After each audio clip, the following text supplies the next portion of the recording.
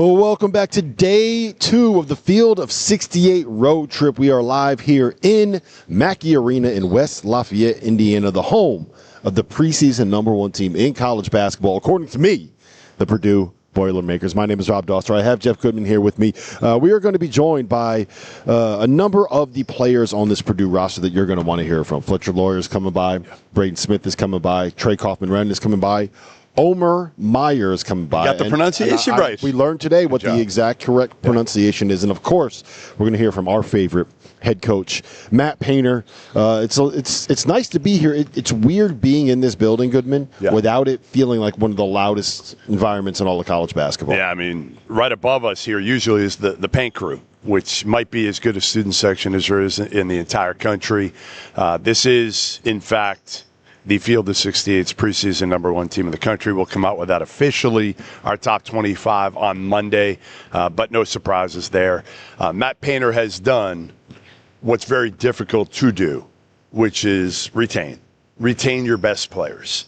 And he's retained Braden Smith, and he's retained most of his best players at a discount. Let's be honest. Mm-hmm. You know, Braden Smith could have went somewhere and probably made, if JT Toppin made $4 million at Texas Tech, what do you think Braden Smith could have made in the open market? He would have been the highest paid player in college basketball if he had decided to put his name in the transfer portal. And we'll ask him about it. There were some rumors that he was planning on doing so back in February and March, and obviously that did not happen. He did not enter the draft. He did not go pro. He is back at Purdue as who I believe is the preseason National Player of the Year, and we can talk to that with him a little bit about that as well. I have been on record, Goodman, as saying that this is the year for Matt Painter. It's national title or bust this year. Yeah, I don't know. I don't like that.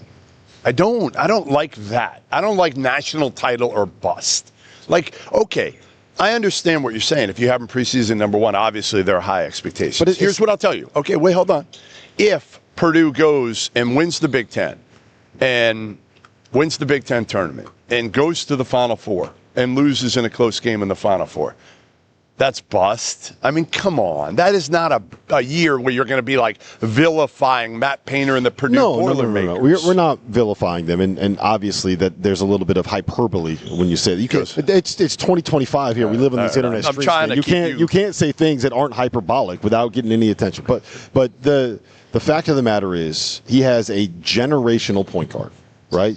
Braden Smith is going to go down as probably the best point guard that we've seen in my lifetime covering the sport, and probably as good as anybody dating all the way back to Bobby Hurley. Look at the counting stats. Look at the numbers that he's put up. He's played in a national title game as the second best player on the team. He averaged 15 and 9 as a first-team All-American, preseason National Player of the Year. Right? He's going to go down as one of the best point guards we've ever seen in college basketball. You had one of the best players we've ever seen in college basketball in Zach Edey. They were in the program at the same time. They've made a national title game already. They've been to a Final Four. They've won the Big Ten regular season. They've won the Big Ten tournament. There's nothing else left to accomplish beyond winning a national championship. Fair. And you enter as the preseason #1 team in the country. I'm not saying that if they win the Big Ten regular season and don't win a national title, it's a disappointing season. But I also think that's what bust means, by the way. But I also think it's fair to say that I don't know if there will be a better opportunity for Paint to be able to win that national title than year? Right now. You got the preseason player of the year because you don't have UConn. You're the preseason #1 team in the country. You're saying you don't have UConn of a couple years ago. There's not that other team right now going into the year. What they have again is retention. When a lot of those other top teams, right?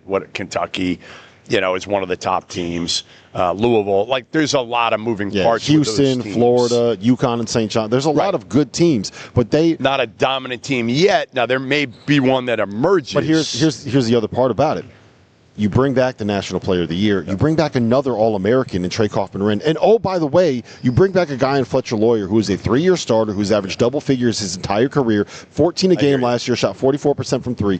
And this is the biggest thing for me. And I'm going to look directly into the camera when I say this because the void that they had last season was rim protection defensively and the ability to clean up on the glass. They went from being the best rebounding team in the country with Zach Edey in his senior year to being a team that ranked outside the top 150 in both offensive and defensive rebounding percentage. They went from being a team that was one of the best at 2-point field goal percentage defense with a high block rate to being a team that ranked 358th out of 363 teams in block rate and ranked 330-something in defensive 2-point field goal percentage. You know what they did this offseason? Yeah. They went out and they got Oscar Clough. Big Oscar. 6'11", averaged 17 and 13 last year, and they bring back 7'4" Daniel Jacobson.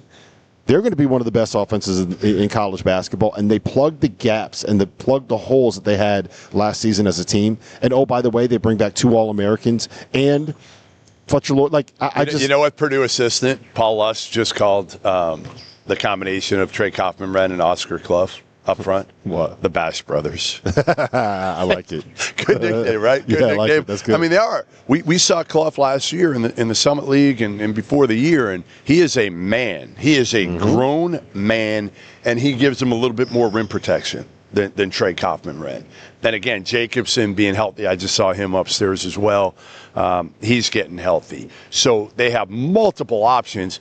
And then the depth this team has on the perimeter, some of these young guys, I don't know. They're not going to be able to get them playing time because, again, you've got Braden Smith and you bring in a kid like Mayer who was so good on the international competition this past summer, and he brings a guy that can play on and off the ball. What have we been saying for years that Braden Smith needs? A little bit of help, right? A little bit of help to alleviate all the pressure put on him over the course of the year so he's not worn down at the end of the year. And I can't wait to ask him about that and his relationship already with Omer Mayer and the fact that, again, I think now he can probably exert a little bit more attention to his defense because there's not going to be as much on him in terms of having the ball in his hands all the time. Yeah, they have the perfect roster build right now. And you mentioned that there's not going to be a team like a UConn this year. I said this the other day. I think that they are going to be the UConn of, like, I think that's how good they're going to end up being this season. It could be. And people, like, I got hammered for that, by the way, being like, how could you compare anyone to UConn? Well, they're the gold standard right now. That 2024 team is the gold standard. Sure. That's what everybody is going to get compared to. Well, because they ran through everybody. Sure. Yes. If the best team in the country this year, you can compare it to the best team that we've seen in recent seasons. So I'm all in on this Purdue team, and I think that there's the other part of this Purdue team. Okay, so again, we talked about their talent, we talked about the fit, we talked about the retention, the experience, all of it, the character. I mean, when's the last time Matt Painter brought in a turd into this program? Was it Hummel? I was about to say the class of 2007. No, but seriously, I mean, you look at who he brings in, and obviously it wasn't this way when he took over the program, but now he's able to handpick and say, we're not giving here on the character. We're going to take guys that fit, that are willing to wait their turn. Even a kid like Mayer, like he comes in this year, he could have went to a bunch of other college programs and they would have given him the ball. Said it's your team. Instead, it's wait your turn for a year, play with Braden, but learn from Braden, and then a year from now, we're going to give you the ball. Yeah, I think that he's benefiting the same way that we see, players at Alabama benefit, or NATO's benefit from what he's done at Alabama, and Hurley benefit from what he's done at UConn, where there's a level of stability there where it's not going to be turnover every year, where you come in and you know where you're going to stand. And the biggest thing is that the success is proven, right? The ability to develop players is proven. It's not look, we mentioned earlier that Zach Edey and Braden Smith are two generational talents in college basketball, right? Braden Smith was a 3-star recruit. I can't wait to go. Do you know who I had offers from when he committed? Yeah, it was all low majors. It was not even mids. It was App State. Yeah. It was Toledo. It was North Texas, Montana, Belmont. Committed in April after his junior year. Now, and there were some injuries. He went on to be he went on to be the Mr. Basketball in the state of Indiana. So I think that by the time there would have been a lot more coming after him. But when he committed to Purdue, all he had was mid-major offers. Zach Edey was the backup center at IMG when he committed to Purdue. Getting his ass kicked. Look at what he on the B team. The B team. Look at what they turned him into. Right. I think the biggest recruiting chip that Matt Painter has is when he says, come here for a year and we will turn you into a great player. Look at what happened to the guys that have come here for a year and waited to see, or come here and waited a year to play. And there's not a lot of distractions here also. Are you saying West Lafayette is boring? I'm not saying it's boring. I'm just saying it's about ball. Yep. It's about ball. You're not having the same level of distractions that you may have, in other programs. They know when they come here, it's about development, and it's about winning now. Yep, and we're going to find all about that development now coming up with Fletcher Loyer here as soon as we get back from this break.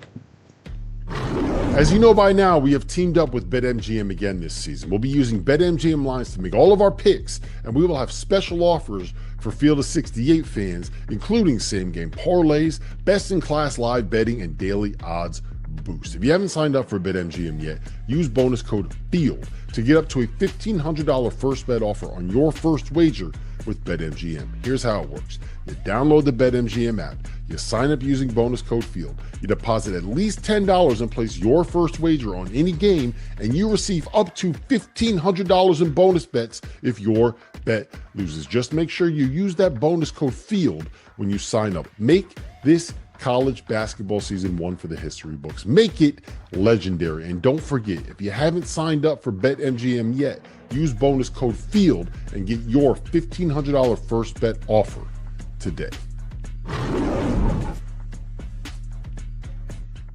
The college basketball season will begin right here on the Field of 68. At 8 a.m. on November 3rd, we will be tipping off the inaugural Field of 68 opening day marathon. 15 hours of non-stop basketball. It will begin in Rock Hill, presented by our friends at Visit York County. Plan your itinerary today at visityorkcounty.com. Winthrop will face off with Queens in the opener, followed by Bradley taking on St. Bonaventure. Then we head out to Sioux Falls, South Dakota, where it'll be presented by Sanford Sports, who is changing the way people play and making sports accessible and fun for all. Murray State gets Omaha at 1 p.m. Eastern Time, with Drake taking on Northern Arizona in the second game in Sioux Falls. Then it's back to Rock Hill for a showdown between Furman and High Point, with Merrimack taking on South Dakota State in Sioux Falls in the nightcap. Tickets for all 6 games are on sale now at the links in the description below. Field of 68, opening day.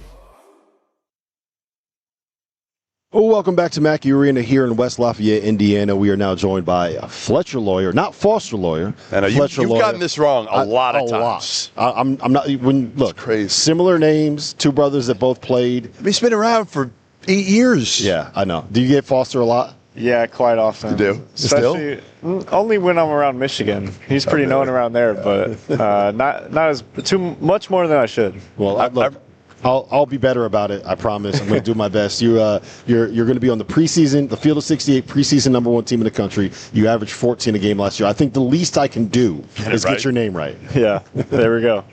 What's this been like for you? First of all, you look like you bulked up a little bit, put on some pounds. Yeah. Well, the shakes. What are we doing here? I got to go the other way. Staying consistent with it. I mean, it's been a goal of mine to keep getting bigger and get whatever I can do to be ready for the season. But it's just put in the work. What did you come your freshman year? I'm sure you remember the number. Yeah, not very much. I'd say since my freshman year, I put on about 25, 30 pounds. Good. Yeah. Good. So now you can go in there and take those hits and finish your contact a lot better. Ready to finish. Oscar won't knock you down. Hey, he's a big dude. But, I know he is. But no, I'll get it over him. Yeah. Foreman was telling us earlier, the Purdue athletic Chris Foreman, that you've kind of taken over a role as like the vocal leader for this team in practices and in meetings. Is that something you've been working towards? Is that something you've always been? Yeah, I'd say kind of early on, me and Braden were kind of thrown into it. But like Mason and Ethan and Zach, those guys were huge for us, kind of just leading the way of how we talk as a team, as individuals, as leaders. And then then you get into your junior year, it's like, all right, it's my turn to do it now. And then Braden and Trey, they do it because they have the experience, but kind of just being the guy to talk to the young guys, talk with the coaches, and just be that vocal guy is what I've kind of focused on. So we've got you preseason #1. Yep. We won't be alone. I think a lot of people have you 1, 2, 3, whatever it is. Yeah. You like it? You want to be preseason 1? From a standpoint of it's kind of cool, or are you tired of that? It doesn't matter. I mean, you're going to give me probably the stock answer of preseason rankings don't matter. Yeah. Well, I mean, it being my 4th year, our freshman year we were unranked going in preseason, and you think, man, I think we got a decent team. Yeah. And we're a 1 seed. Yeah. The next year, we're going to be really good. We're a 1 seed again. Preseason, probably top 5. And then the next year, they think, well, all right, we'll be solid. Yeah. And then we get, a 4 seed, make it to a Sweet 16, lose to a good Houston team. So honestly, we really don't care. Yeah. It's us getting ready to go, trusting our coaches, putting in the same work that we've put in and year out, and then going from there. Not listening to what I remember what idiots like us say. Yeah, pretty much. I remember before you guys started playing, right? Hummel was, I think he was, I can't remember if we were just talking to him or if it was on a pod that you did with him, but he was like, hey, listen, I'm hearing these 2 guards, these 2 freshmen that Purdue's got coming in the backcourt, like, these kids could end up being pretty good. If I would have told you back then, before you even played a game, that you're looking at the 2 of you guys playing 4 years together, starting 4 years together, no one's transferring in this climate, no one's leaving, and you're going to be in a position, you're playing for a national title one year, preseason #1 the next. Like, did you see this level of, I guess, success happening? I mean, obviously that's why you go to a place like this. You're playing for Purdue. You're not playing for yourself. You're playing for something bigger. And Coach Painter preached that to us. He's like, you come in, you're going to have a chance to play.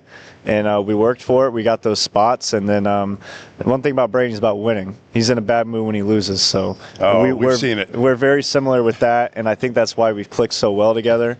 So, that was our goal, to do what we've done. And then to have this senior year to be able to cap it all off. But to think it's about as good as it could get to say that.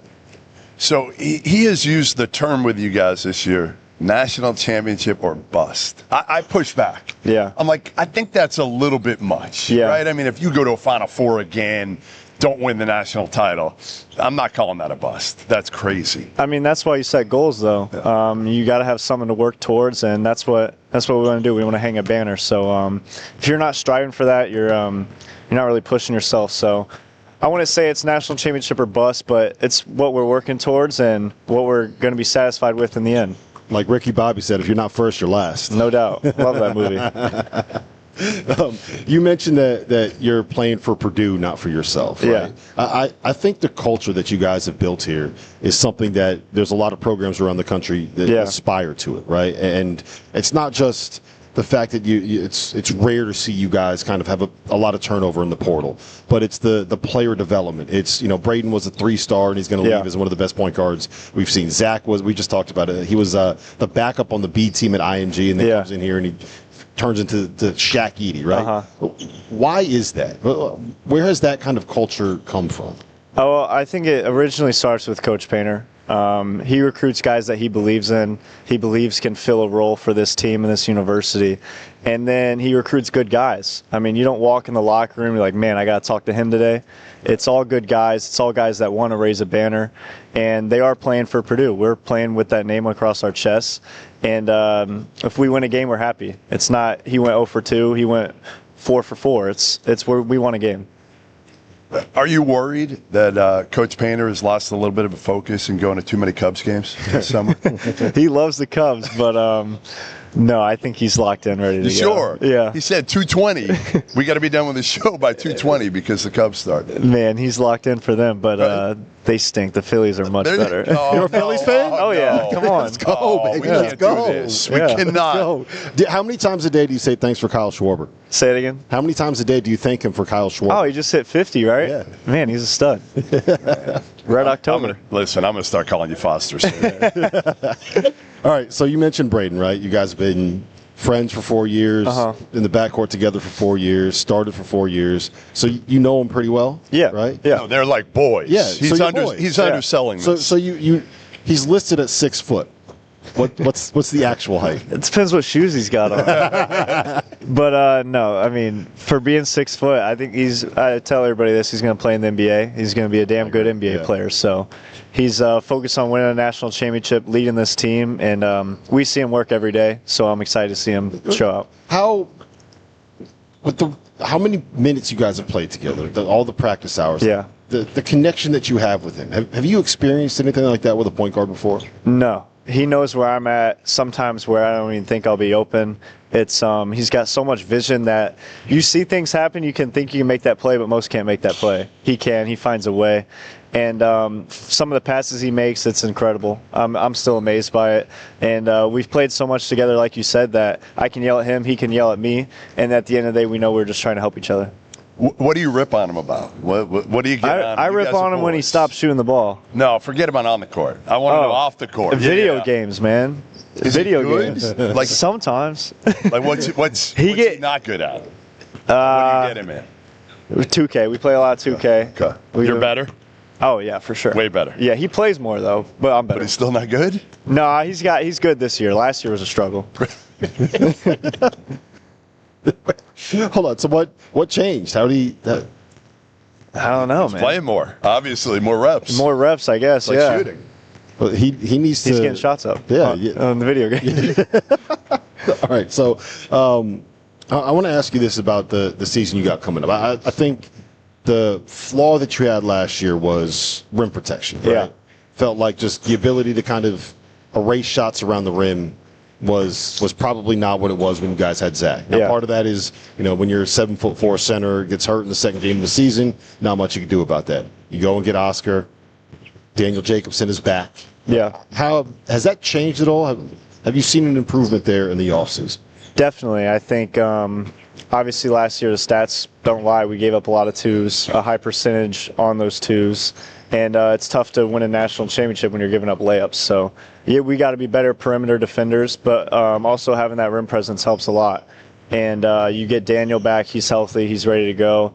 And Oscar's been phenomenal. He's come in, been that big, burly presence we need, rebounding, blocking shots. And they've both been impressive. I'm excited for them. Burly is, I think, a good term for no doubt. Burly guy. Oscar's always in a good mood, he is. Right? Yes, he is. Always his accent's smiling. awesome, too.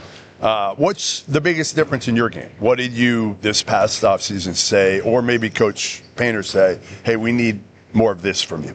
I'd say being more aggressive. Braden gets on me a lot when I pump fake my threes. So taking the ones that are there, getting it off quicker, and then being more ready to shoot coming off screens. We talked a lot about kind of just analytics, and the only way I can be kind of more efficient is taking more threes. So being more ready to shoot, shooting not tougher ones, but being more aggressive to take my open ones. Yeah, because a lot of times you do kind of tend to. Yeah. Like, I trust myself too much to make another play, whereas sometimes the best play is for me just to shoot it. Shoot it, no doubt. Right. Man, it's a tough life you live in where people are telling you to shoot more. Exactly. Especially when you're a really good shooter. No doubt. No, I was pretty excited after that meeting with Coach Paint. He's probably had that meeting with you before. Yeah. But no, now, sometimes he says, come watch film, it's this, it's that. This time he told me to shoot it more. Okay. Yeah. All right, Coach. No I think doubt. I can do that. But what's the biggest key for you this season? Not for you individually, but as a team. Yeah. Again, I'm upstairs talking to the coaches, and it's like, we have this. Obviously, you've got bigs. Mm-hmm. You know that now. You got rim protection. You got multiple bigs. You got multiple ball handlers. Yeah. You got shooters. You got depth. I mean, they're talking to me about some of these young guys coming in that they think are going to be incredible, but how are they going to get in the floor? Yeah. I mean, it's a good problem to have. It's a great problem to have, and that's what I've been so impressed with. We play open gym. We got 2 teams of 5 that can be great in the Big Ten. Yeah. We got 2 guys subbing in that come in and make a difference. It's I've been loving CJ and Jakari, the way they pick up. They guard 94 feet. Antoine does the same. Antoine's been incredible. I heard he's been really good. Really good. He can score. He can guard. But just the way we can pick up, those 2 guards, like I said, pick up 94, and then 2 bigs. Yeah. And then we got shooters. We got post scorer Trey. Nobody can guard Trey. That's been our problem. Really? Nobody can guard him. But I think just our depth, our key is going to be defense, obviously. Yeah. We know we're going to be a great offense. We know we're going to score a lot of points. But can we hold teams to the points we got to hold them to and have that? We talk a lot about the defensive efficiency. Can we be in the top 10 of that and help ourselves in March? Omer Mayer. Last thing I got for you. He had the great performance in the U19s. Yeah. We've heard about the hype. He's the youngest player to ever play for Maccabi Tel Aviv. Got in their first team at 17 years old, which is insane if you think about it. You've seen him all summer. Yeah. How's he look? Give us a scouting report. He's very talented. It's obviously you don't expect a kid to come across the country and know what's going on, but he's so skilled that he seems like he knows what's going on. He asks a lot of questions that are good questions, so he knows what's going on, basketball IQ-wise, and he's going to be a very good player. And I'm interested to see more with him and Braden playing together because they both can handle it, they both can pass it, and he can really score the ball. So the more I see him, the more I'm impressed, and he's a great guy to have around, so I'm excited for him. Last one I have for you. How long would it take you to grow the Braden Smith beard? Oh man, that thing got bushy last year. Could you ever do it? I don't think I could. Like, I don't think so either. I mean, you look like you're still like 14. Thank you. You'll like that. Later in life, you'll love it. Yeah, but now, maybe, you know. I mean, this is a couple of days. I think, dude, that might be 20 years. I heard he's trimmed it. We're going to get him on later. Yeah, he's trimmed it. A little better? Looking good, yeah. It's not as bushy as it was. Were you pro beard or anti beard? He was hooping. Yeah. So it did matter? He was hooping. Go, man. Let it go. I wish he would have done a little James Harden and grabbed it a little bit after game one or something. But, no, he was playing well, so I was letting him rock with it. All right, Fletcher, appreciate you coming on, man. It's great to see you. Thank you, guys. We're going to catch up with some more of your teammates here in just a minute. And always remember, Fletcher Loyer, Phillies fan. As you know by now, we have teamed up with BetMGM again this season. We'll be using BetMGM lines to make all of our picks, and we will have special offers for Field of 68 fans, including same-game parlays, best-in-class live betting, and daily odds boost. If you haven't signed up for BetMGM yet, use bonus code FIELD to get up to a $1,500 first bet offer on your first wager with BetMGM. Here's how it works. You download the BetMGM app, you sign up using bonus code FIELD, you deposit at least $10 and place your first wager on any game, and you receive up to $1,500 in bonus bets if your bet loses. Just make sure you use that bonus code FIELD when you sign up. Make this college basketball season one for the history books. Make it legendary. And don't forget, if you haven't signed up for BetMGM yet, use bonus code FIELD and get your $1,500 first bet offer today.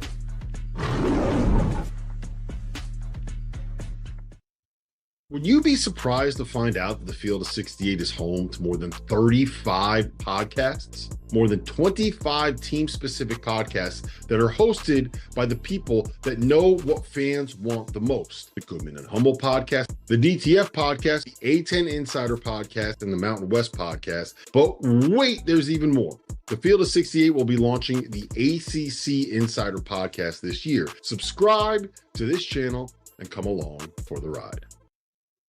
There is no sport in America that is more difficult to follow than college basketball. It can be overwhelming. That's where the Field of 68 Daily comes into play. The Daily is your go-to source for injury updates, recruiting news, and transfer portal additions that actually matter. For just $50 a year, get access to the same information that your favorite team's coaching staff is subscribed for. Quality content can be hard to find in the college basketball space. The Daily is here to help you with that. Well, welcome back. Mackey Arena here in West Lafayette, Indiana, day 2 of the Field of 68 road trip. And we're now joined by one of Purdue's 2 returning All-Americans, Trey Kaufman-Renn. Trey, first and foremost, I'm going to ask you this, man. Fletcher was just on here with us, and he said that in team workouts and in pickup, the one thing that stood out to him is that nobody can stop you.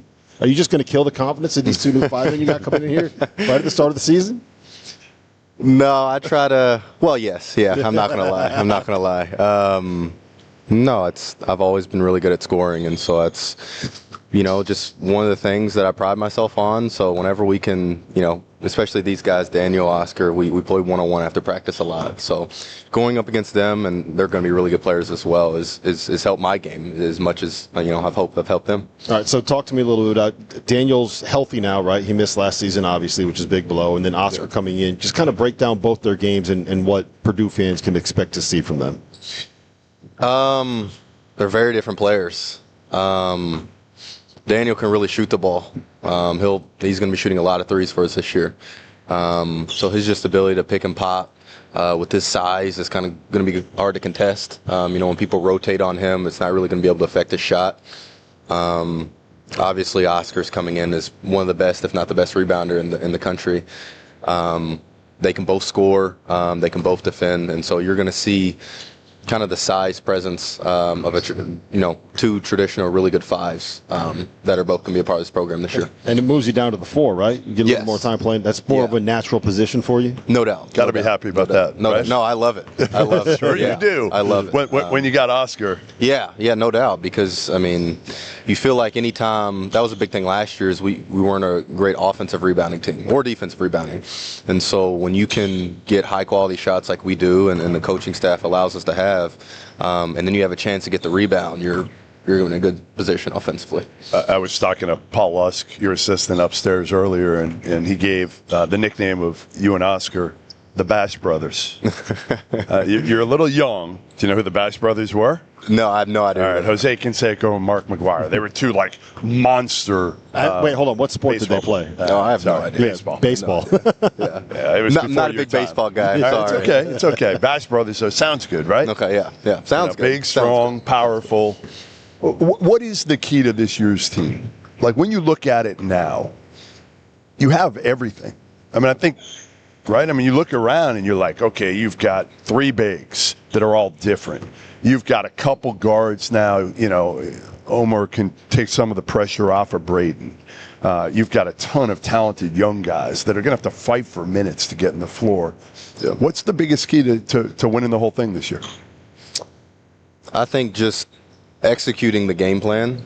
I know it sounds super simple, but it's really just executing the game plan and staying together through the ups and downs. You know, whether you're playing 15 minutes, 20 minutes, 5 minutes, 3 minutes, everybody on this team can really play. And so when you have a team like that, like I said, just executing the game plan. Well, Goodman just was talking about national championships, right? We have you as the preseason #1 team in college basketball. How much do you guys talk about that as what the end goal is? You know, obviously everybody wants to cut down those nets on that first weekend in April, right? That's the goal when you head into the season. But it's also like a day-by-day thing. How do you balance the focus on, all right, we need to do this to get better for today with our end goal is to do what we didn't do in 2024? I think it's what everything we do, like you said, it's what everything we do on a daily basis focuses on. I think it's a balance for each player, though. You know, some people are more long-term focused, and other people like the more, day-to-day, that type focus. So I think it really depends on the player. We do a good job of, we have national champs on our whiteboard in our locker room. And so after every practice, we kind of look at that and say, each of us looks at it and goes, did we, do our best to compete for that today? And so that's a good, thing that we're doing this year. But I think it's just individual based. Can you tell he's a philosophy major? Well, that's what I was going to ask you. Man, it's like high level here. What do you want to do when you finish playing? I don't know how many years you want to play. Obviously, I assume you want to play as long as you can at a high level. But with a degree in philosophy, give me like 15 years. What's Trey Kaufman-Renn doing? Yeah, I have no idea. I have no idea. I want to help people, and I want to make money doing that.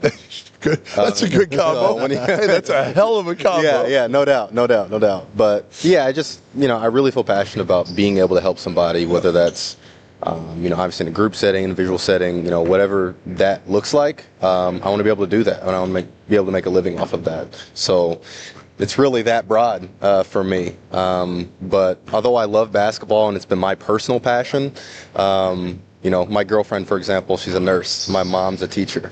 So, those bring me... You've been around it. Yeah, I've been around it. Yep. So, those bring me more joy, and I feel more value to those things than basketball. Like I said, I love it. I want to people. Giving to people, yeah. So, how now? Give me an example of something you've done maybe recently to be able to impact somebody or a community. Yeah. Well, the biggest thing is during this off season, I had a camp, a basketball camp for the kids in my community. So it was a camp ran by my family.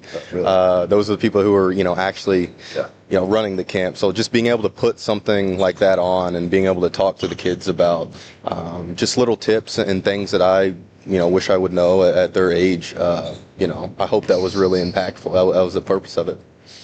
I think my favorite thing about this Purdue program and watching it from afar is seeing guys get better year over year over year. I would argue the player development here is as good as any in the country, if not the best in college basketball. When you look at what Zach turned into based off of what he was when he was recruited and what Braden's turned into, and I think you are a great example of that, right? A lot of that was probably just going from averaging 6 to averaging over 20. A lot had to do with the fact that there wasn't the big guy named Zach Edey kind of taking up a lot of those touches, but I think it's inarguable. You have gotten better as a player year over year over year since you've been at Purdue. Why is that? Where does that come from, that player development? Well, it starts from, Coach Painter. We do a DISC assessment of the players that he recruits. So it's just a personality test. And so first off, it starts with recruiting the right guys. So he always recruits workers, people who put in work on their own. So that helps a lot of it. The other thing is, I think he's the most intelligent coach in college basketball. We would agree. And so most intelligent coach. And so just basketball, like you were talking about, right? Well, yeah, he's also an intelligent person. But no, especially in basketball IQ, just knowing the game, being a student of the game. Just as much as he's a coach, he's also a student. And so when you have somebody that's always watching film of, overseas teams that we're playing against, NBA teams, and then bringing it up and having a whole coaching staff of us, it's naturally going to get us better. Yeah, I mean, I think he said player development. I think it's character development too. Yeah. I think that's a big part of this program, don't you, in terms of the people that he brings in? And just, I don't know. I mean, I just feel like when I come to Purdue, I feel good about college basketball. Yeah. Yeah. Yeah, no doubt. And which is weird to say, right? But we go to enough places. Sometimes you don't feel that way. I feel like, number one, Painter does it the right way. Mm-hmm. He's not cheating. I mean, listen, most of you guys could have put your name in the portal and made a lot more money than you made coming back. Am I wrong? No doubt. And he told us that. That's the thing. He's kind of straight up, he's right? Straight up honest. Right? I mean, he's not going to. Yeah. A lot of coaches are car salesmen. That's not Painter, right? Yeah, no doubt. I mean, that was one of the biggest things. I mean, even when he was recruiting me, he was like, you're going to have to fight for your spot.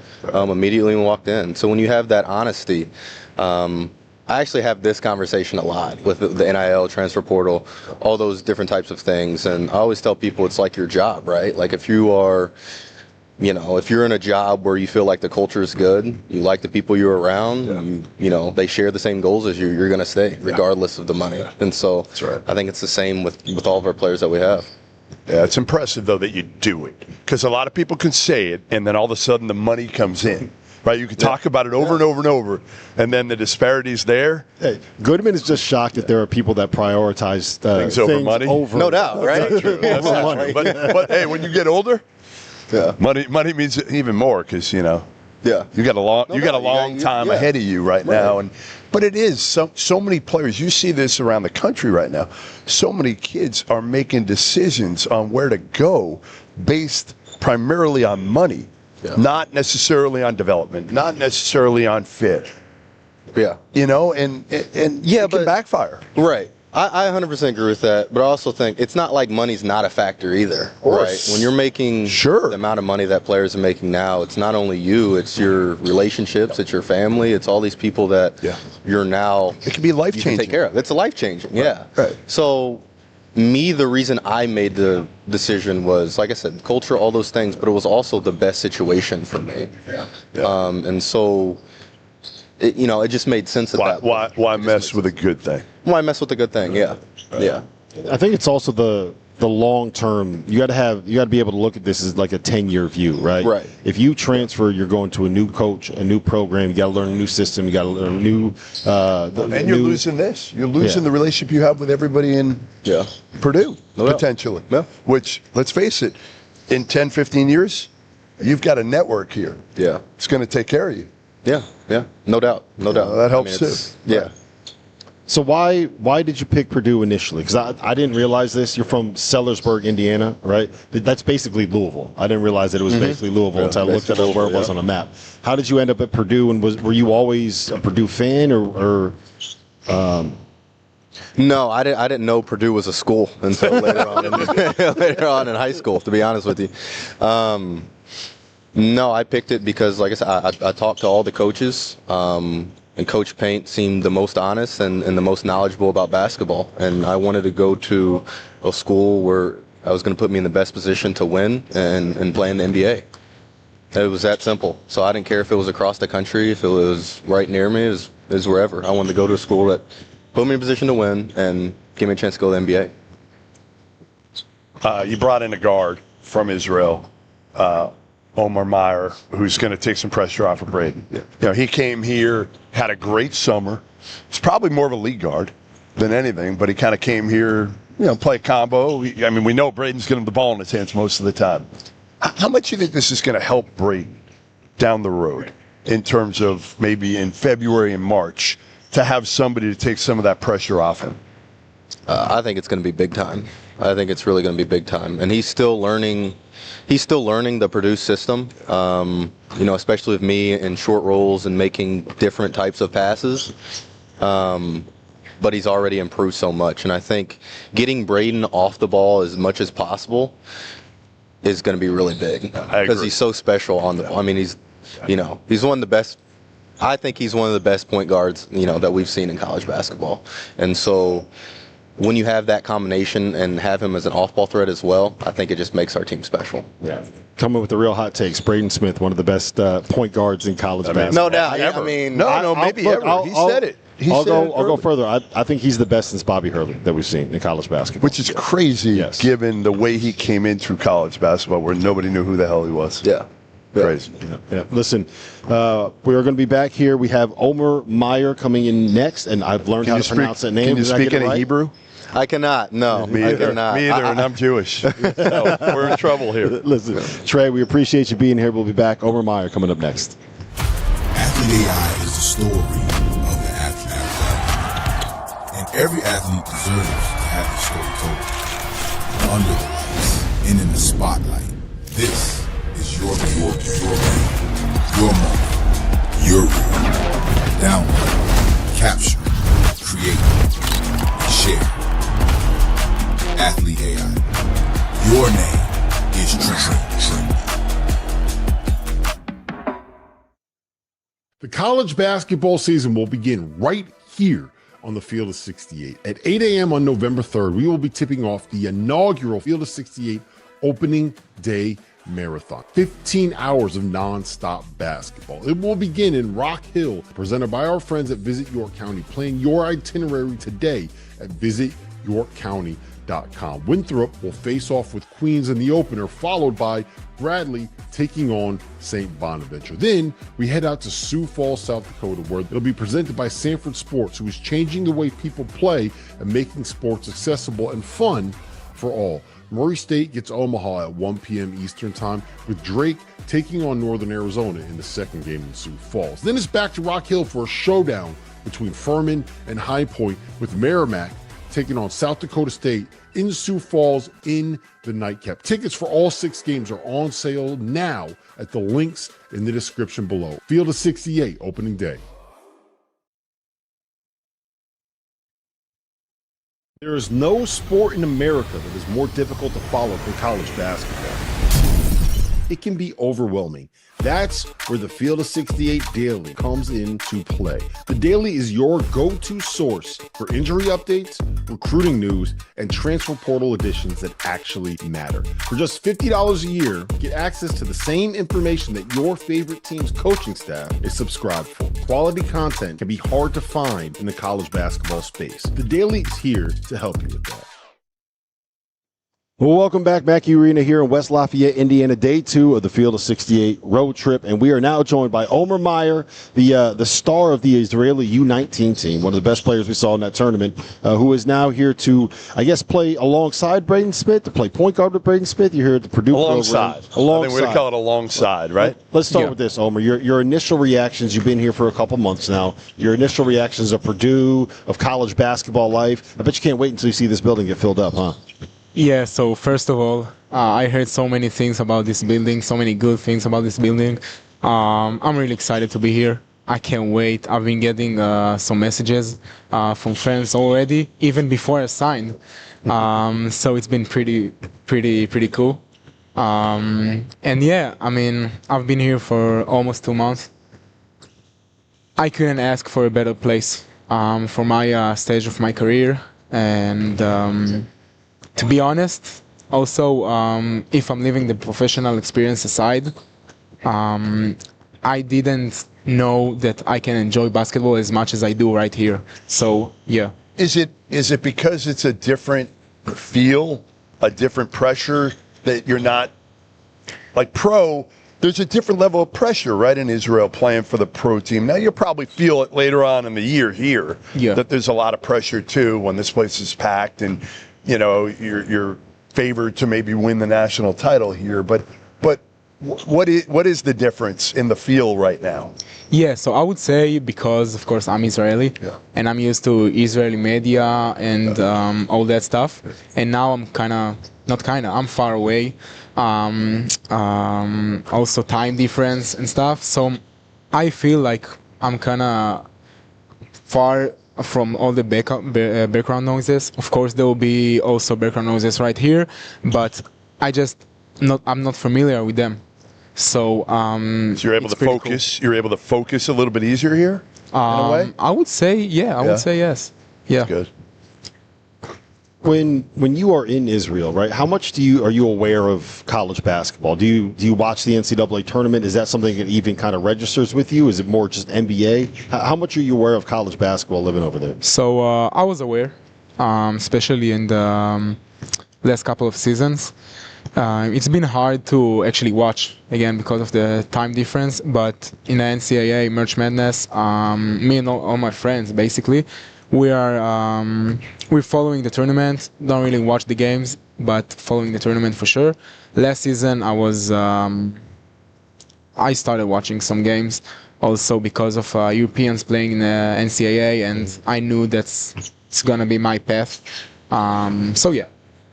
So, you know, I don't know if you grew up probably didn't, thinking you were going to play college basketball, right? That was probably not the plan, but I assume NIL kind of changed that a lot, because back home you're making decent money in Israel, but now you're able to come over here where, like, 5 years ago, you're probably not coming over here, are you, if you're not getting paid anything? Because 5 years ago, nobody could make anything here in college. Now you're making more money here than you would have made staying back in Israel, right? I do. Yeah. But if I wouldn't make the same money as I do right now, I would still come here. Why? For sure. Because of Coach Painter's. Because of all the coaching stuff, teammates, personal situation in the team, and our team situation that we can do some great stuff this year, and even if the money back in Israel would be even more, I would still do the same for sure. All right, so you came here to play with the best point guard in the country, Braden Smith. Yeah. And you're probably more of a lead guard, right? He's what? You're probably more of a point guard. Oh, yeah. So you're sacrificing. You could have went other places and they would have given you the ball right away. Maybe, yeah. Probably. A lot of them.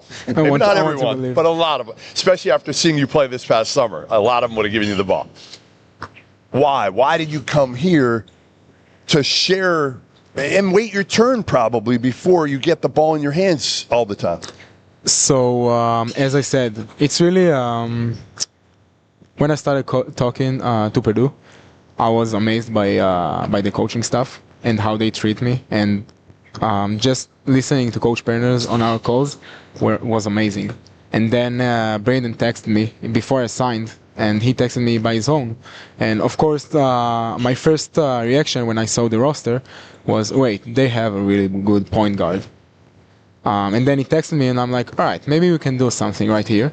And as I got to know him just a little bit, I saw his personality, which is unbelievable for me. And and I decided to go for it, to show that I can also play the two, because now if I'll get to a situation wherever it will be, and I want to achieve my goals, I can do it either on the one spot or on the two spot. So Braden and all of the team and all of the coaches, like, seriously, has been helping me to develop my game as a combo, as a combo. Yeah. And of course, when Braden is not on the court, I'm taking responsibility. I'm leading the team. So I don't know if you know this, Goodman, but Braden Smith's not the only Purdue connection that you had, right? You played with Trevion Williams, and we'll ask you about that in a second. But I also heard that one of the reasons you came here was, so Carson Edwards, right? Former Purdue legend, one of the best shooters that we've seen, set a record by hitting like 9 threes in a quarter for Bayern Munich, right? That was against us. Ask him how many times he was guarding Carson when he hit those threes. Really? Were they all over you? All 9?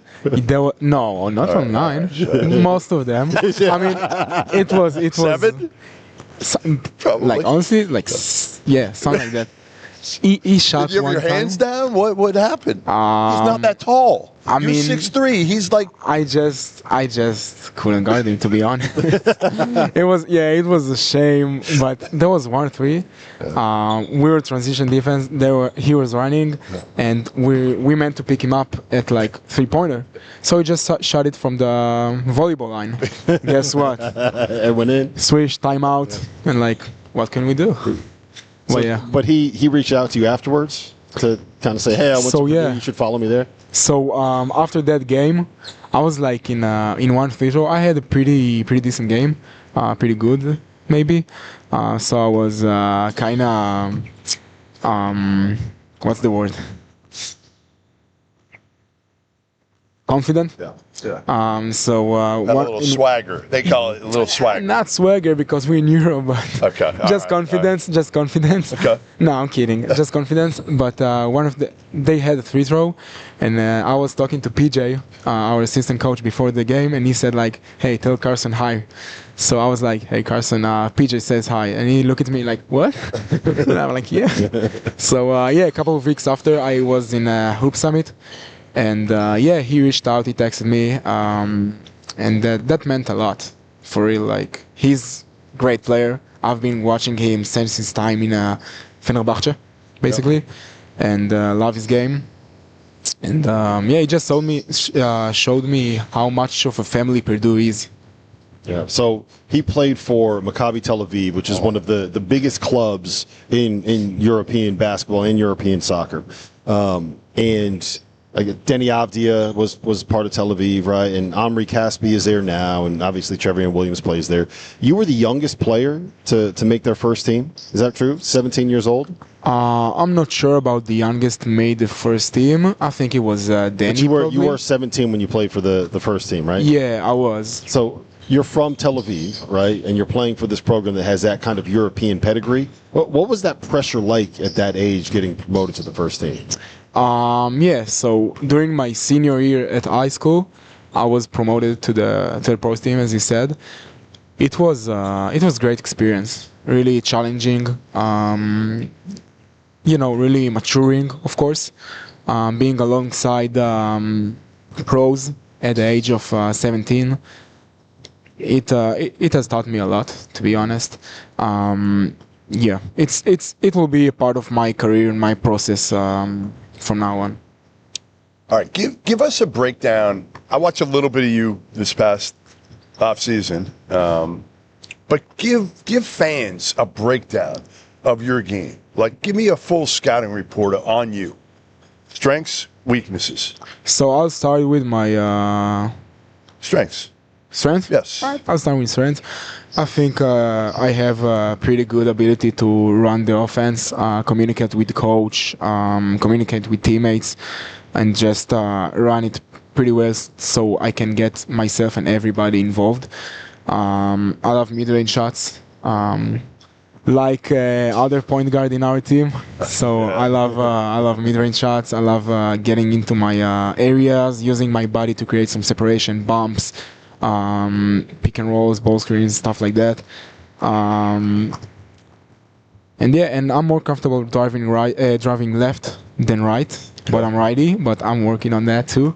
I would say that my weaknesses are... You shoot it pretty well. I shoot it pretty well, yeah. Oh, yeah. I didn't say it. From 3, yeah.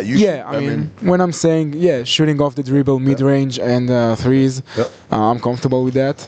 And I would say my weaknesses are that I'm not getting into the paint as much as I want to, or as much as I can with my body and my strength. Also, decision making. I would say my decision making is okay, but I can take few. Is that because are you assessing that with this team now, trying to adapt to this group? that's part of it, but even before I came here, I knew this season is one of my main goals is to develop my decision making. It's good. Yeah. I would say, but I know I can take it few more levels. Who are you like? Who what's the best comparison for your game? Actually that's a funny one, because I've been thinking about it for like 2 years and couldn't find anyone that I would say, yeah, I kind of play like him. And to be honest, the first player that I saw that I actually felt like, yeah, I kind of play like him, it's Braden Smith. Like I'm serious. I'm really serious. Yeah, I've been looking for EuroLeague, NBA, and I couldn't find someone which I looking at and I say, oh yeah, I play like him. I actually play like him. You're gonna have to grow the beard out though. No, I just shaved this morning. I know I'm coming here. I gotta look fresh. Look good. Yeah. Gotta look good. All right, so you've been here for 3 months now, 4 months. When did you? A little bit less, like almost 2 months. Yeah. 2 months. What is the one meal from home right now that you're missing the most? One meal from home? Yeah. That's a good question. I would say 2. Like first of all, my mom's, of course, she makes like a real good ice cream, and she makes it at home, and unbelievable. And actually, I just thought about it. That's like cultural food in Israel. What is it? Like cultural. Yeah, like what? Falafel. Yeah, falafel. Yeah, falafel. Yeah. Falafel, shawarma. I'm a big potato pancakes guy. Potato pancakes? Lakis? No? All right. I don't know. You should try shawarma though. Oh yeah. You know, if you haven't heard about it? I used to live in DC, and there was a great shawarma restaurant down there. Oh yeah. Best. Yeah. Hey, last question I have for you, just because, again, with everything going on in Israel right now, what's it like for you being that far away from your family? I don't know if they're still in Tel Aviv. I'm near Tel Aviv, but yeah. Outside of Tel Aviv. What's it like when you're over there, living there with everything going on, and now being this far away from home? So, it's not my place to get into politics, and I don't want to, but Israel is safe. I know it's weird, but just because we're used to that, and but the word flew out of my mind, but I'm sad that this is the reality, but we are used to this, and maybe people not from Israel are not used to this, so it looks scary. But Israel is safe, and it's weird to be here, far away. It's hard, of course, but I would just say that I really hope this complicated situation will be solved as soon as possible, because both sides being harmed. So. Omer Mayer, we appreciate you being here, man. Can't wait to see you play this season. Thanks for joining us. We'll be back. We have his backcourt mate, his point guard partner, Braden Smith, coming up next. Thank you, As you know by now, we have teamed up with BetMGM again this season. We'll be using BetMGM lines to make all of our picks, and we will have special offers for Field of 68 fans, including same-game parlays, best-in-class live betting, and daily odds boost. If you haven't signed up for BetMGM yet, use bonus code FIELD to get up to a $1,500 first bet offer on your first wager with BetMGM. Here's how it works. You download the BetMGM app, you sign up using bonus code FIELD, you deposit at least $10 and place your first wager on any game, and you receive up to $1,500 in bonus bets if your bet loses. Just make sure you use that bonus code FIELD when you sign up. Make this college basketball season one for the history books. Make it legendary. And don't forget, if you haven't signed up for BetMGM yet, use bonus code FIELD and get your $1,500 first bet offer today.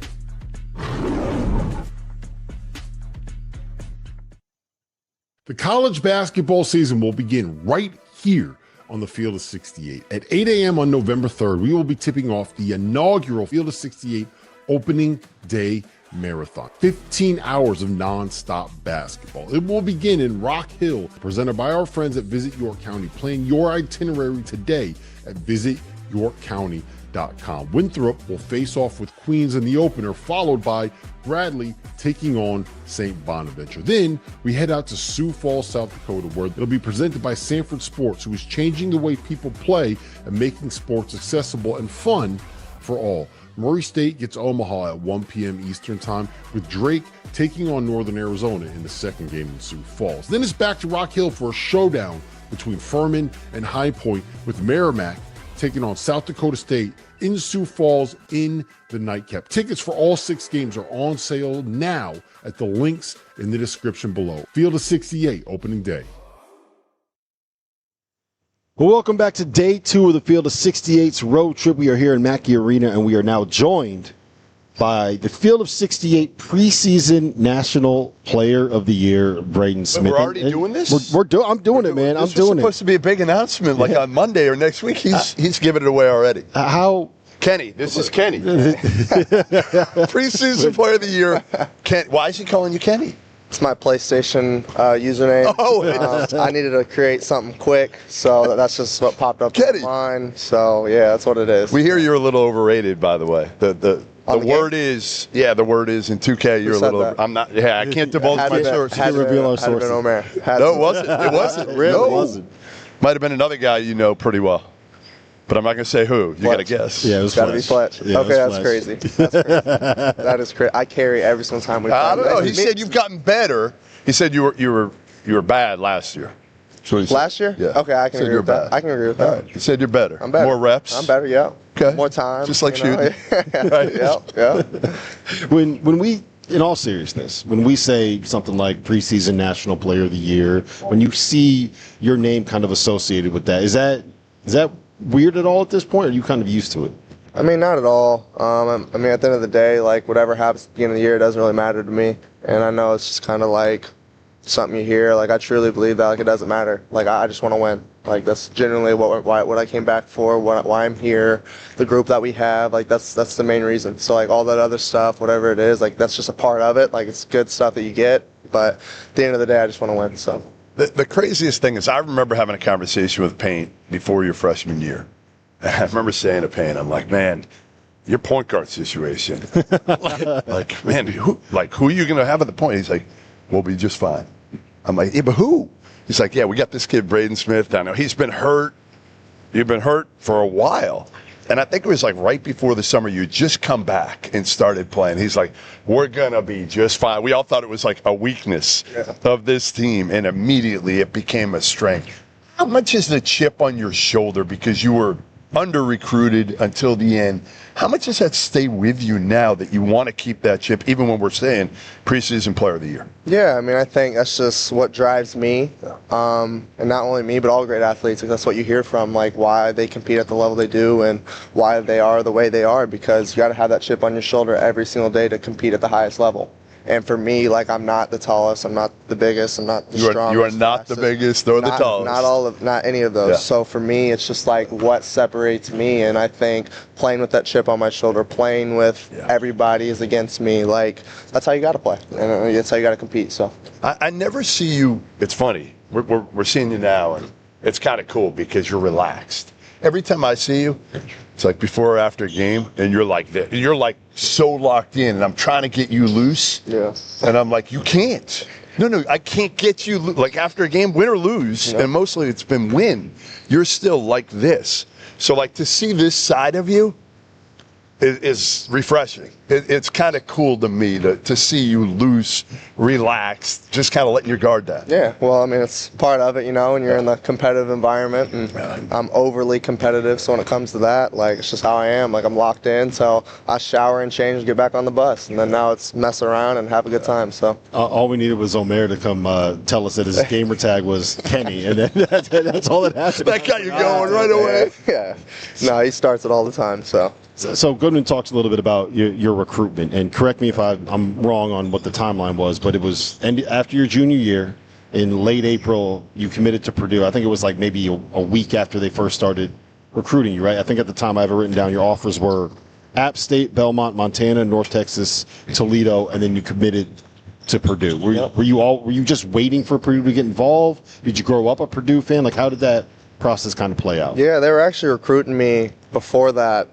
kind of that whole summer, and then they got somebody, and then so they stopped talking to me, and then it honestly kind of frustrated me a little bit. So I'm like, at least like tell me like, hey, you found somebody, whatever. So it kind of upset me a little bit, and then they started recruiting again, and like I knew just like how I was, like that I would be able to play at this level just because like I was a competitor. Like I love to compete, like I love the competition of it. Like that's just how I was, and that's just how I am. So like when it came to that, I was like, yeah, like whenever that big school decides to take a chance, like I'm ready for it, because like I know I'm gonna work to be the best I can at that spot. So as soon as they offered, you were like, I'm in, let's go, let's do this? Yeah, I think it was actually that next day. I waited a couple of days because I wanted to reach out to like the Belmont head coach, Indiana Wesleyan, just because they were there from the very start. So I felt like I owed them like a call and just thank you for the recruitment and all that stuff. So I waited a couple of days to actually announce it, but I told them like the day after. You think you could have been pretty good at Indiana Wesleyan? Yeah, they got an unbelievable coaching staff, I mean, great people. I've been there growing up, just, going to the hoops camps and all that stuff. So, I mean, it's would have been fun for sure. Hey, with Omer coming in, obviously he's a guy that's more lead guard than off guard. He comes in and he's going to play with you, but he's going to play a different role than he's probably going to play a year from now when you're gone. What was that recruitment like? How much did you play a part in kind of letting him know that, hey, listen, come on, we're going to do this together, and you can have the ball in your hands too, and I'll play some off the ball, and we can win a title together? Yeah, no, I think it started. PJ told me we got a guy coming in that he thinks could really help and benefit our team, and he told me to reach out. He gave me his WhatsApp number since he was from overseas. So I texted him on WhatsApp. I was like, hey, man, like super excited. Been watching some of your clips. PJ sent me like a 10, 12-minute video clip of all of his just highlights and stuff. So I was watching, and I was like, man, it'd be awesome, like having somebody else to play with. And obviously I've never had that before. Like, that's no offense to anybody I've played with. It's just, you just haven't had anybody like him. It's different, yeah. And we've said this for a few years. Like, exactly. You need somebody like him. He can help you. Exactly. So, like, just having him, like, it's going to be an adjustment for me. Yeah. It's an adjustment for him. We've talked about it. I've texted him about it. Like, he's called me after we've had a couple bad days of pickup this past couple weeks. Like, hey, man, I'm sorry. This isn't me. Like, I'm trying to figure. I'm like, dude, like, you're good. Yeah. You're good. Like, it's part of me figuring it out, too. Like, I'm always, like, with the ball in my hands and all that stuff. So it's as much as an adjustment for me as it is for you. And I was like, the thing is that we're both good enough to be able to play off each other, and whether you have the ball, like I'd love to stand in the corner and just shoot a wide open three. Like conserve some energy. Yeah, like Fletcher gonna get jealous if you start doing that. I guess. It's gonna be pushing you out of the corner. I know. So like I'm like, I mean, that'd be awesome for me. Like I'd love to just shoot a wide open shot. I don't think I've ever really done that. Right. So like being able to have that, he's got that ability to do what I do and pass the ball and create for others and go score for himself. So just having that, and like you guys said, just conserve some energy. For the defensive end. 100%. Right. 100%. I mean, the big thing for me is come February, you can be a little fresher than you've probably been the last 2 Februarys. 100%. Fletch told us earlier that you've been kind of on him for this season, like shoot more, dude. Like you're open, shoot it. You shot 44%. Shoot the ball. Yeah. Don't pump fake. Don't put you're open for three. Shoot it. Let that thing fly.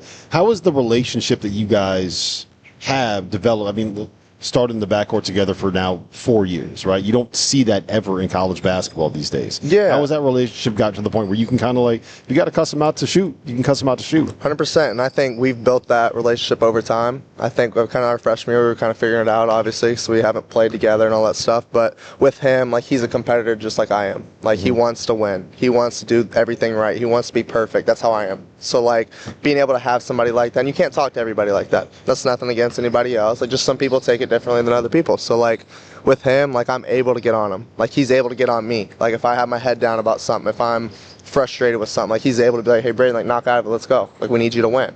Like, I could do the same thing for him. And, like I said, I mean, at one point he was shooting 50% from three last year. Like, shoot the ball, bro. Like, stop shot fake and stop doing that. Like, Goodman's not good at math. Like, that's a good number. Let it fly. That's a good number. That's why I was like, dude, shoot. I give him a hard time. I was like, especially when I pass it, shoot it. I always tell that to guys. I'm like, I'm like, come on, like, just shoot it. If you're even open, like, shoot it, let it fly. But, like, that's a joke, but at the same time, like, it's serious because, like, everybody here puts in so much time and work to their shot. Everybody shoots 40% and above. Like, it's unbelievable. So just having everybody, I'm trying to not only tell Fletch that, but tell everybody else. Be confident in yourself. Like, you guys are all in here with me, without me. You guys are putting in time. Shoot the ball. So I hate chasing down rumors. He knows this. I get this all the time. I chased one down, not a rumor. It was true. The Wofford coach got fired right before we went out today. But I remember having to try to chase down a rumor in the middle of the year about you. He's going in the portal. It was in like January, February. I'm like, are you serious? So like I made a few calls, whatever. But I'm like, there's no way in hell Braden Smith's leaving Purdue at the end of the day. But I also knew, hey, Purdue doesn't have the money some of the other schools have for NIL. They got money, but like not crazy money. Like Kentucky's got, $20 million total this year. You took less money to come back. Why?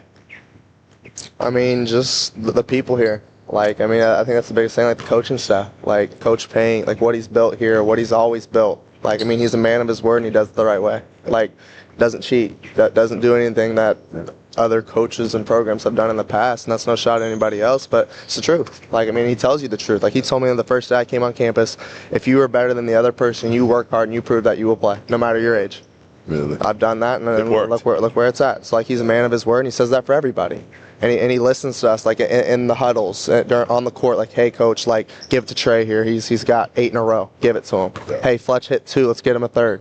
Like, he listens to us, like, what if we ever have to say anything. So, like, it's just awesome having that. And obviously, like you said, you can go get more money. Yeah. But, I mean, at the end of the day, like, I got friendships. I got people here. Like, it's a great program. And at the end of the day, it's part of my team, you're making good money. Yeah. And so right? I mean, you're making way more. Yeah. Listen, when you came in 3 years ago. 100%. I don't even know what your NIL. That was the first year of NIL. Yeah, I mean, my guess is you were not getting a lot, right? No. So, but no, it's like, it's just like that. I mean, it's just the people. And obviously, you're in an awesome fan base and arena, and there's a lot of different factors play into it. So, all right, give me the coolest thing you've gotten from NIL, from your NIL this year. Is there something that you were like, I got to splurge for this? I think it was just when Fortnite reached out. It was just kind of a nice little video. They sent me a free PlayStation, so that's where you get the Kenny nickname with the free PlayStation. I'm an Xbox guy, so but I've been playing PlayStation a lot recently because all my friends and buddies are PlayStation now. So just been trying to mix it up a little bit. So yeah, but I say that's probably the coolest. The other part of it, though, it's not just we were talking a little bit to Trey about this. It's not just what you get this year.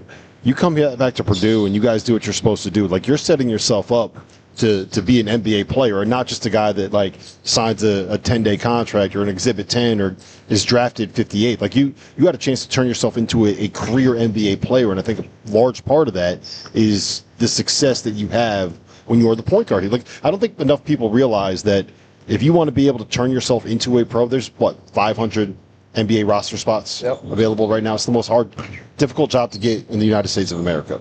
And I think that coming back here sets you up for that. Taking less money on the front could mean that you end up playing in the league and get that second contract where we're talking 8 figures, multiple commas. I mean, Payne says it all the time, like, and you hear from NBA people, like, the more you win, the more success you have in college is the higher chance you get drafted. Like, I mean, I think that plays a huge part of it too. And like I said, like, everything we have here and we built here and our plans to win this year and the plans we've had the last 3 years to try to win, like, I mean, it's the same thing. When I think we win a lot, and I couldn't be obviously more thankful or proud of that. So who do you compare yourself to in the league? Like, when you're watching NBA playoff games, who do you say, like, that's what I can do, that's the role I can play? I mean, obviously you hear like T.J. McConnell, like a Peyton Pritchard, like a Chris Paul kind of. T.J. can't shoot. No, he's my guy. So yeah. Like, I mean, you hear like those people. I mean, I love watching basketball. Like, it's genuinely, like, that's what I do. Like, I hate to say it, but in class, like, sometimes watching video clips or whatever. You like, still go to class? At home, yeah, I do. At home, like, if I'm not playing it, I'm watching it. If I'm not watching, I'm playing 2K with buddies on it. So, like, it's just always basketball. So, like, I mean, it's whether it's the 3 I just said. Like, I love Steph Curry. He's my favorite player. I love Shea, Jalen Brunson, just watching them. Like, that's where I get my mid-range game from. Like, that's what I watch, like, with Shea with the bumps and spin move fades, like that kind of stuff. So that's where I kind of get that from. So, I mean, it's just watching basketball and dissecting that and really just taking anything from everybody. Just 'cause, What's the difference we're going to see in Kenny, Braden Smith from last year to this year. What, you know, leadership, part of it, right? You got to be a little bit more vocal. 100%. That's not. Yeah. It's weird because talking to you, it's like should come pretty natural. Yeah. Is that something? Is that the biggest thing, or what? What is it? I'd say that definitely is the biggest thing. Like, I truly think, like, you're going to see out of me what you've seen the last 3 years. Yeah. Like, I mean, nothing's changed. I still do the same thing. I still go make plays for other people.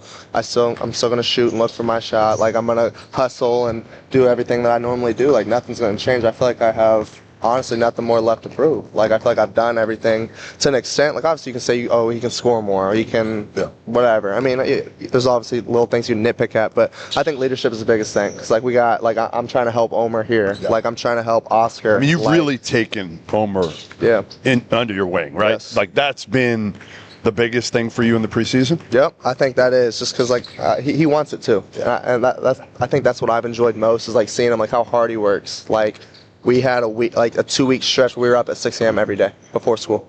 We'd go work out an hour and a half, whatever. Then we'd go up to, it's called the Pad. It's Purdue Athletic Dining Hall up there by the football fields. Like, they serve breakfast, lunch, dinner. We go up there after that, and then we go to class. And then we'll come back and shoot later that day for 30, 40 minutes, just a little workout or whatever. Or we're playing pickup. So, like, I'm just trying to help him. Just because, like, I mean, I know how important he is to this team. It's not like I'm not trying to help anybody else either. Like, even though he was so good and he is so talented, like, he's coming from a different world. Yeah. You know, I mean, he's here by himself. Right. So, I mean, like, obviously family or anybody's not around, so I'm just trying to be that for him. And just trying to be that older guy, or kind of the bigger brother. In a sense, he's going to hate that I said that, but I called him little bro yesterday and he got mad. Yeah, but, I mean, just trying to help him because I know he can be special and he wants it too. I think that's really interesting, too, because we've talked about this a lot over the years. I think the culture here is as good, if not better, than anywhere else in the country. And it's not just like, oh, everybody's friends, everyone gets along, they want to come back. It's the player development as well, right? Like, I don't know if anybody would have said when you committed to Purdue, hey, this kid could end up being the best point guard since Bobby Hurley. I don't think anybody would have said when Zach Edey committed and got here as a freshman, oh, that dude's going to be a 2-time National Player of the Year. And you guys got here and you worked and you got better. And I think a huge part of it, correct me if I'm wrong, is exactly what you just said.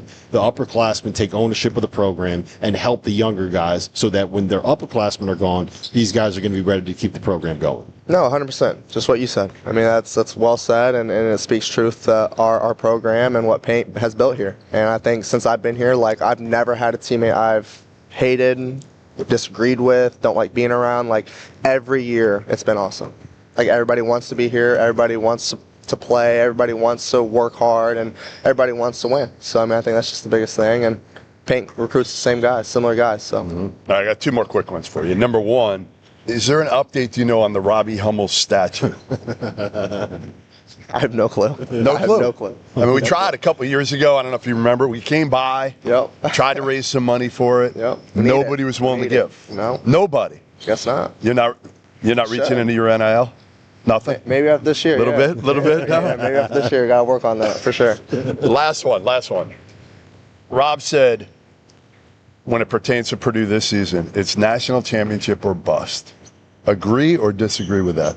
I've seen your guys' videos. I'll watch it. I'll watch before class and stuff, so I take notes and stuff. But, I mean, I think at the end of the day, like, that's obviously our goal, right? I mean, that's everybody's goal. But, like, that's been my goal for the last 3 years. It's been my goal this year because we have the skills and the people in the room to do so. And, I mean, if we win it, we win it. But if we don't, I mean, we're going to try to do everything we can to win it. So, I mean, at the end of the day, whatever that holds and whatever that is, and it is. So how do you balance that during the season, right? Like, part of it is, you know, every day 6 a.m. get up, grind, get better, right? But it's also you got this long-term goal. You got to pace yourself. Yeah, every team is like that, though, right? It's like we want to be the team cutting down the nets on that last night in April. So how do you balance having that long-term vision with, you know, it's the day-to-day grind? That's how you get better. I think just talking about it every day, understanding what our goal actually is. But, I mean, at the same time, like, one game at a time. Like, got to win that game. Got to win the next game. Got to win that. And then I think if you do that, and Payne says it all the time, like, we don't need to be good now.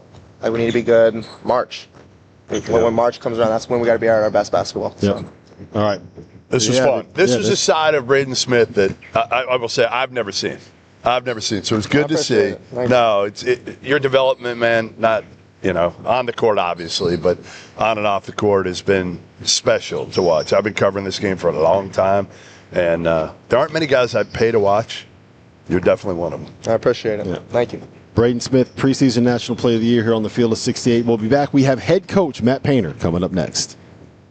As you know by now, we have teamed up with BetMGM again this season. We'll be using BetMGM lines to make all of our picks, and we will have special offers for Field of 68 fans, including same-game parlays, best-in-class live betting, and daily odds boost. If you haven't signed up for BetMGM yet, use bonus code FIELD to get up to a $1,500 first bet offer on your first wager with BetMGM. Here's how it works. You download the BetMGM app. You sign up using bonus code FIELD. You deposit at least $10 and place your first wager on any game, and you receive up to $1,500 in bonus bets if your bet loses. Just make sure you use that bonus code FIELD when you sign up. Make this college basketball season one for the history books. Make it legendary. And don't forget, if you haven't signed up for BetMGM yet, use bonus code FIELD and get your $1,500 first bet offer today.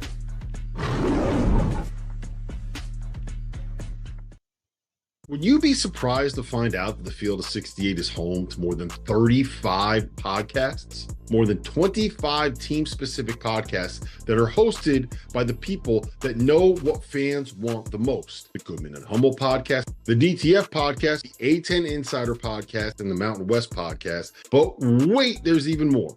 The Field of 68 will be launching the ACC Insider podcast this year. Subscribe to this channel and come along for the ride.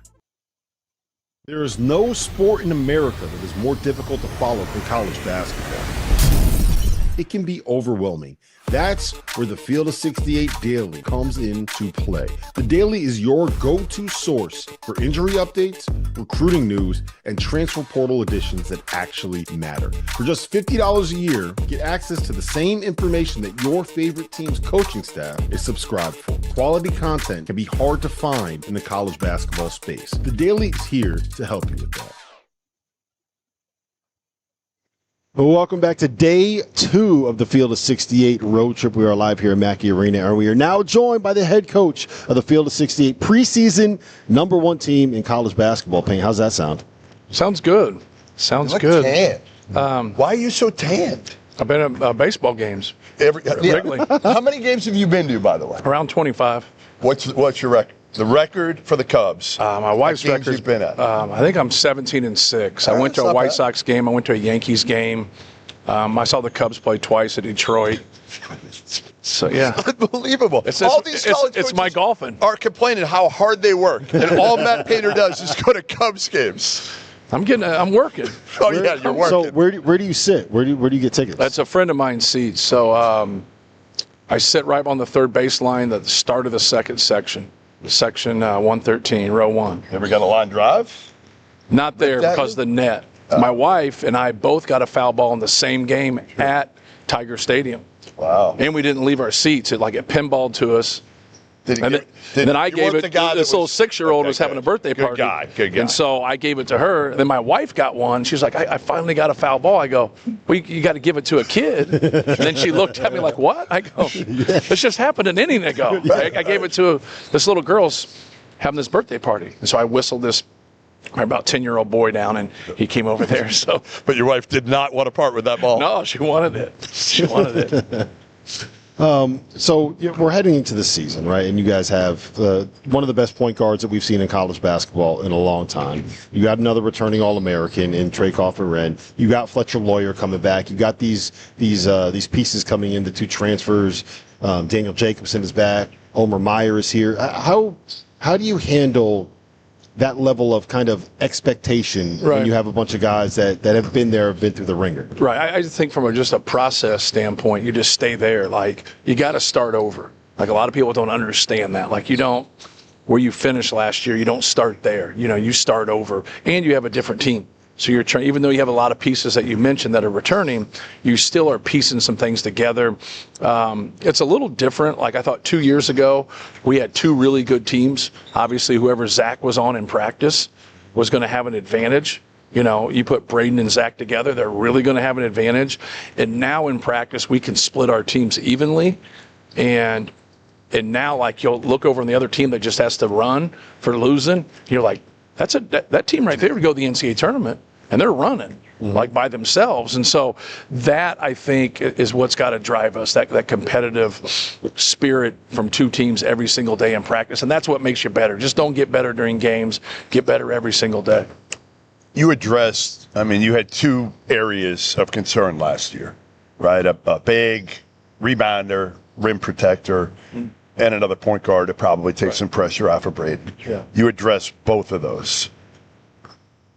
Go into, getting Oscar, getting Omer, and what they're going to be able to do for this team to, again, I don't know what your weaknesses are now, man. Well, I think it's just how good you are collectively. Like, I think that's what it comes down to. Like, you got to work through some things, even though it looks good on paper.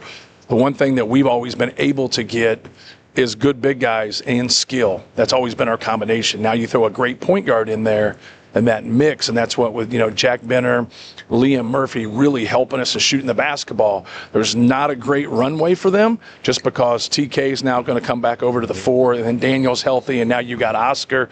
Omer gives us another ball handler. Antoine West gives us another ball handler to go along with CJ Cox and Jakari Harris. It's a good team, but like for us, it's just trying to work through the kinks early. That's why we've always, not always, but here of late, went to Arkansas on the road, went to Creighton on the road, got beat both places, going to Kentucky now, because a lot of things come out in those games. When you smash a D3 by 40, a lot of things don't come out. You're like, man, I had 17, I should play. Like, no, you're not in the rotation.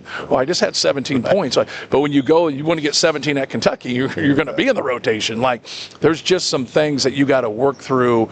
We like our pieces.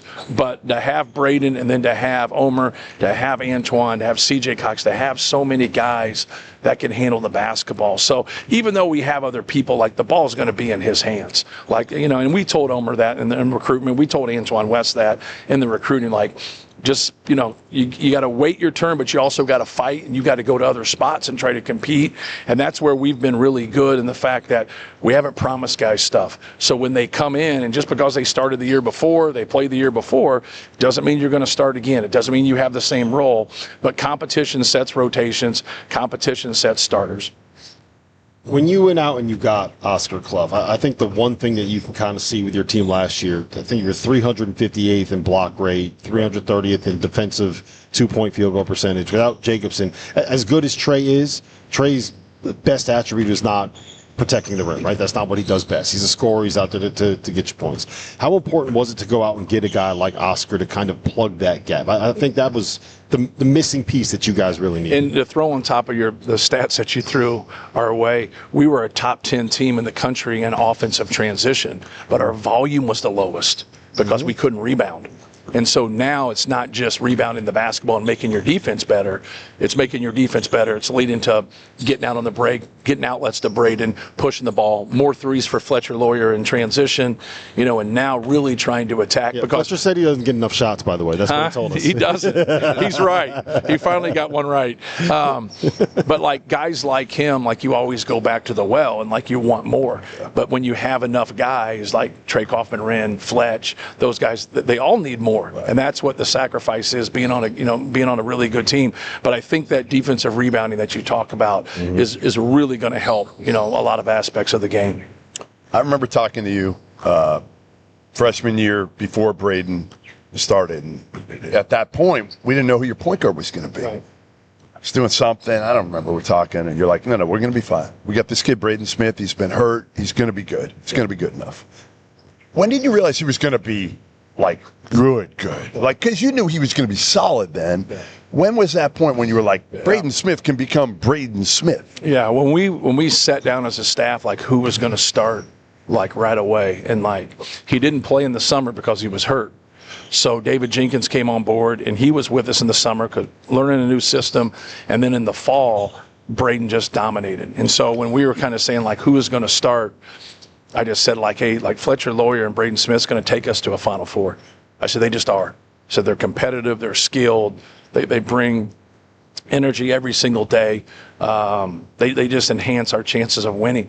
And so like right then I just felt like, man, he's a special player. But he's had struggles. Like his freshman year, he had times. But the thing that he was able to do was he was able to play through those. And not everybody gets that. And you get on a team and you're equal with somebody and you start turning the ball over like the other guy's playing. For him, like he was the only true point that we had. And so I think that really helped him. I also think that it's a little bit of a learning curve that helps you, but also sometimes coming and sitting and learning helps you too. And he's never had to do that, but he's been great for us. And like we run a lot of really, really good stuff with him that we've stolen from other people, and he makes it look good. Like I don't know how much of it with everybody else that you could run like before. Like he's such a good passer, and he finds small windows and he really sets people up. We asked Omer who he compares himself to, another player. You know who he answered? I wouldn't. Braden. Really? Yeah. Do you see that at all? Well, he can pass the basketball. Omer can pass. Omer's obviously got some really good physical gifts. He's got good size. He's got a burst. You haven't seen everything like when you watch him in the U19s and the U20s. Like you see more because he's learning here. Sometimes until guys really get to understand what's going on, you don't see them at 100%. So I think you'll start to see some improvements from him as he gets more comfortable in our system. But no, he's like that. He's a true point, and that was what we talked about, in the recruiting. Is that like you're not going to come here and be a ball dominant guard right away. It doesn't mean that you can't play alongside him and do some of the same things, but the volume's not going to be high. But then after he leaves, now you have more of a runway to do those things. I think it's really impressive how you're able to sell kids on that, right? Like in this day and age, getting them to sacrifice extra touches. He could have been a starting point guard somewhere else in the country from day one when he walked on campus. And you guys are able, it's not just him that's doing that. You see other players that you've brought in are willing to sacrifice maybe freshman and sophomore to develop. How have you developed that? How have you built that? How are you able to get these guys to buy into that idea? Well, I think when you talk to guys and you say, hey, you want to play in the NBA, you can't pick where you go in the NBA. They are going to draft more times than not on the best player on the board. And you'd be like, why did they take him? They have 3 small forwards. Why did they take him?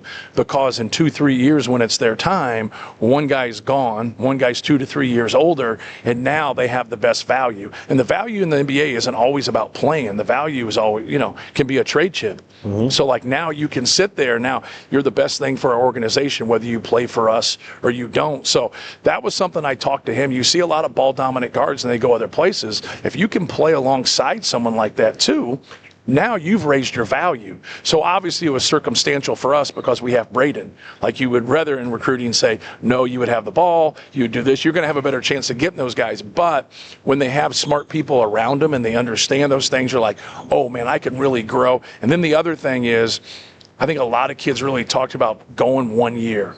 And then but they see after that first year, unless you're just a special player, that a lot of your time is probably going to be like in that G League. It's still going to be developmental. Why not allow that to be in your second year in college at that school? Now we see that when those guys like Jaden Ivey, when he comes back, man, that sophomore year really, really helped him. That second year for those guys that are special like that really helps them. Obviously helps out that school, but also helps out their chances to get drafted higher and be more of an impact player. Mm-hmm. So Matt and I were both at the Larry Shyatt Coaches Clinic a couple weeks ago in Charlotte, and he was on a panel with Billis. First of all, I wish it had been Izzo and not you on that panel. There would have been a whole lot more fireworks if that had happened. Yeah. But one of the things you said in that panel is we just want to know the rules. Right. Whatever the rules are going to be, tell us what they are so we can kind of – and the problem is the rules have changed every year now. And they're going to change again next year. Yeah. What do you want the rules to be? Yeah. Well, first of all, I want the people in power to get us all together and just talk and just say, hey, here's the rules, here's how it is, and then go from there. Because right now, how you go forward, when you're talking to agents, you're talking to players, there's a lot of different thoughts that are out there. So I go by what my athletic director tells me, and our commissioner in our league tells me. I don't go by what people talk about on the road. And so now, when we can get that consistency, which we hope we can get here in the next year or two, I think now, that can take off. You would like a cap. That's the one thing. If we all can get to where we have a cap, and now the institution, you're like, well, we don't have money. You're like, well, your institution didn't give you that money. Like, put the burden back on the institution to be able to do that and say, hey, here's your $20.5 million. How are you breaking up this money? And now it's on you to be able to do that. So if you don't have as much money, say, as Purdue, it's because your school's not investing. Your school, well, they're investing somewhere else because they have the total's the same. Right. And so that piece, I think, has to get solidified. Isn't that just going to?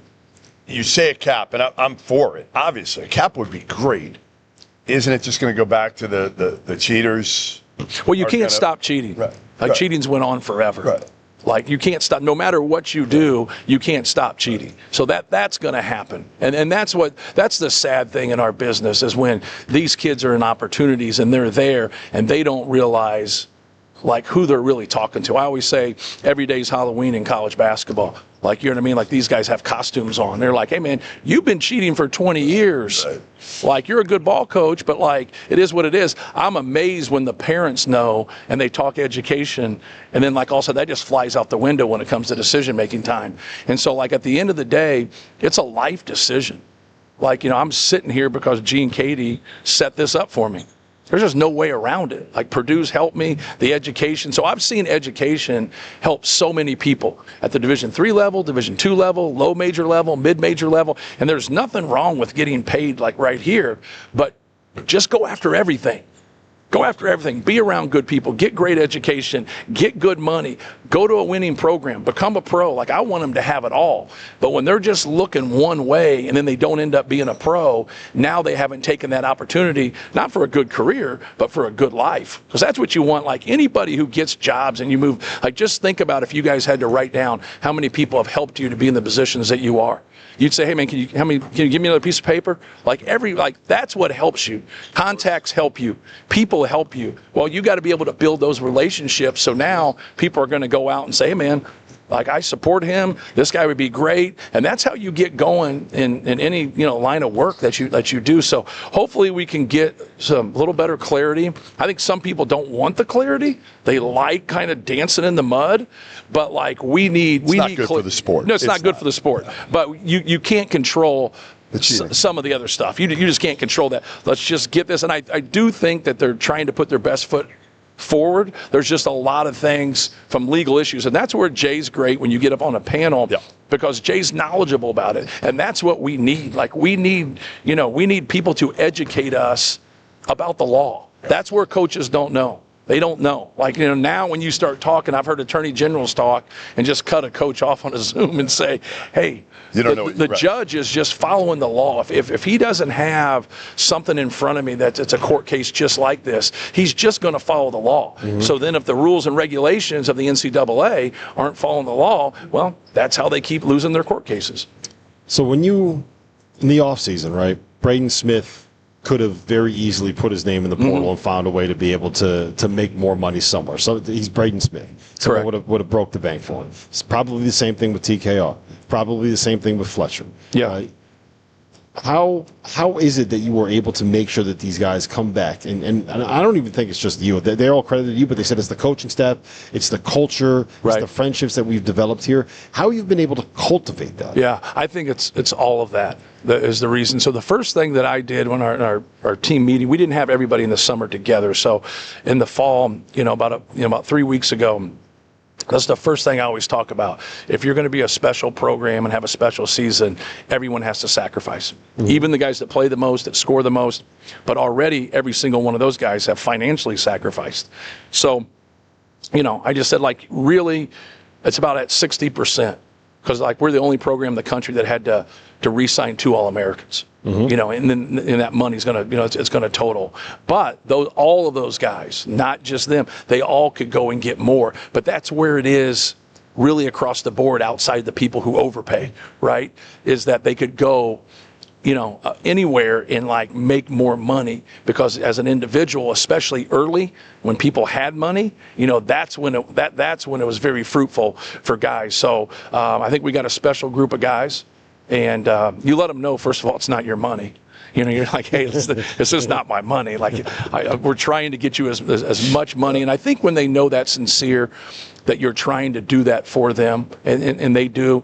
And now, but the room needs to hear that. The room needs to hear that Daniel Jacobson sacrificed also. Oscar Clough sacrificed also. Braden obviously did. TK did. Fletch did. Like all those guys did. But they also sacrificed, for the greater good. Now, can we do something special here? Can we win our league? Can we go to a Final Four? Can we get ourselves in a position for a national championship? There's a lot of ifs there, but with the pieces that we have and collectively and the sacrifices we're going to make. But the thing that I think starts it for us is it just starts in recruiting is just try to be as honest as possible. Don't try to get guys under false pretenses. And you're going to lose some people that way. But when you do get them, now they're yours. They know you've been honest with them. And then when problems happen, just keep going back to the drawing board in terms of hey man, let's work through these things. Let's help each other out here. Everything's fine. And then if you just keep being there for them, I think at the end of the day, that they'll play for you. And you got a good relationship. It's on solid ground. It's not fake. All right, a quote from one Robert Doster as it pertains to Purdue this season. Quote, national championship or bust. True or false? True.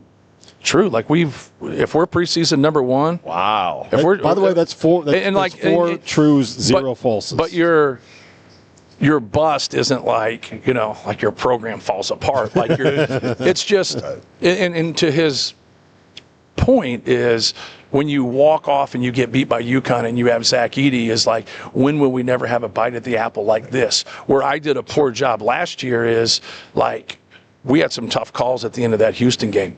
And we're right there in that Elite Eight and now playing Tennessee to go to the Final Four of not selling that we can still get back to a Final Four. It's still our goal, but we just didn't talk about it all the time like we did the year before, like we're talking about it right now. And so I think when you've been number one in the country, if this happens and we're preseason number one, at some point 4 out of the last 5 years, this, it's not something that's just random here. That's not random. We've been able to get it at a very high level and be consistent. We're tied with Duke in the last 7 years for the most high major wins. 4 of those years we have Zach Edey. 3 of those years he starts for us. So there's time in there where he's not with us because I think when you have a great player like that dominates, like the other players are they're good too. Right? Braden Smith's a good player too. Fletcher Loyer is a good player too on down the line. But now we just want to have that consistency. And so that's what we're doing right now from a recruiting standpoint because now we can sell that. We're losing a lot, but we're still going to return 7 guys. So and there's a lot of people out there that just said, hey, we might lose our whole roster again. We're not going to lose. We might lose a couple of those guys, but we could bring back 7 guys. And that's still a great place to start. But then you got 6 scholarships for people to be able to come in and play right away because we want to keep this at a high level. Yeah, and it's also you have a generational point guard in Braden Smith, right? You have a guy that starts in the backcourt with him for 4 years. That relationship between guards is something I think is so important to winning in college basketball. You have an All-American in Trey Kaufman-Renn. You are set up to be able to make the run this year. You are set up to be the 2024 UConn, the dominant team in the sport. I just think that this is the year where it's all the stars are aligning. Does that make sense? Yeah, well, I think, first of all, you got to look at our league. And, you look at our league and the improvements, you look at, Donovan Dent going to UCLA with the returners they have. You look at Michigan and the roster that they have put together. He did a fabulous job last year, with his guys. You look, Michigan State winning their league, going to the Elite Eight. Just on down the line. There's more teams. Oregon returns 2 really, really good players, and they've added some really good pieces. And so, I could just, keep going on and on. Illinois, once again, has a fabulous roster. They have a really good, and Brad's done a great job there. So, and I'm missing, a handful of people in our league, but, right away, that's where our focus needs to be. I know I'm answering your questions, but, that's where, the kid at Iowa was fabulous. That was at Drake last year. I saw him in the NCAA tournament. I'd never seen him before. God dang, stud. Man, he's good. And so you look at Donovan Dent. So, Braden, you look at Bruce Thornton. Braden's been great. Some really good point guards. He's been first-team All-American. Yeah. But you also got to get back to the lab and say, hey, man, I probably got some people coming at me here. I got some people coming at TK. I got some people coming at me. They want to be All-Americans. They want to take their teams far in the NCAA tournament. So, we're still on proving ground. There's nothing going to be given to us. And I love the fact of playing a tough schedule. I think more people are doing it now, and so now you got more people out there. The sport needs it, and it's been great. But it's also, if you look at our situation where we've been a top 4 seed 8 years in a row, go look at how we schedule. It's going to help you. It's going to help you get in this. Now you still got to win games, which at times we've struggled with. And so, like for us, like that's where we have to stay. We have to stay on proving ground and knowing that each game is going to be very, very difficult. All right, we're going to start a new segment on the show today. You're getting giddy. We're starting with you. Yeah. We're starting with you. And mean tweets. Mean tweets. Yeah, there you go. And we're going to have you read. We pulled them. Our producers, our crack producers here, pulled a couple of the better ones. Okay. You have not seen these. They're going to come across the screen here in a second on the monitor in front of you. Out loud. You got to read it out loud.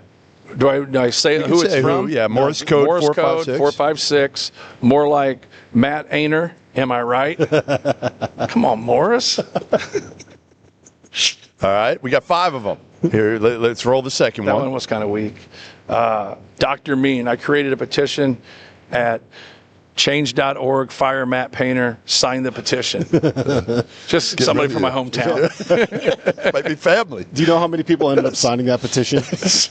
2. 2? Both from Muncie? One was Jeff Goodman. That's right. There you go. Appreciate the support. All right, roll it. Sell the team. If the Bucks can fire Mike Budenholzer, Purdue can fire Matt Painter. Damn. A little rough. I'm glad I'm in the same breath as Mike Budenholzer. He's a great coach. Yeah, no doubt. So I'll take that one. You'll take that one? All right. We'll print that one out for you later. All right, here we go. Jeff Goodman, Matt Painter really should have taken the Indiana job. That's false. That's fake news. I never tweeted that. I never tweeted that one. Man, Trevor? We got one more. We got one more. All right, we got last one. Okay. Last one. Robbie Hummel, I would have been an NBA All-Star if it weren't for Matt Painter. He might be right. He might have finally got one right. I don't know about that. We got to get we asked Braden, the update on the Hummel statue. He didn't even know. He didn't even know that we were trying to raise money about it a couple of years ago. Yeah, the fundraising's been tough. It's been tough. I feel like sometimes it's like, the Hall of Fame when you get in, later on when you get really old. Yeah. What do they call it? What's that? You know what I mean? Yes. So I think maybe Hummel will have a chance at the statue when he's like 70 or 80. There'll be a little bit more appreciation for him then. He'll be All-American pickleball player by then. Trust me, he will not. After watching him on the pickleball court, Goodman beat him. Huh? Goodman beat him in pickleball. He needs some practice. He said it was the racket. It was a racket? That's what he said. It was the paddle. He had like a wooden paddle. He had like a rod laver, wooden racket. I think he set up with the old one. He's like, I couldn't get any spin on it. I'm like, come on, man. Really? It's not the racket. Well, listen, Paint, we appreciate you having us here. This has been awesome. Go catch the Cubs game. 220. 220. Yeah, we got you out just in time. They'll be late. By the way, so our producer right here, Dagan Hughes, big Phillies fan. I'm a big Phillies fan. And we just want to say thank you from the entire city of Philadelphia, all of South Jersey, all of Pennsylvania. Thank you for Kyle Schwarber. It really means a lot. I hope you guys both go to Pat's to get a cheesesteak and they run out. I know you get right up there and they run out.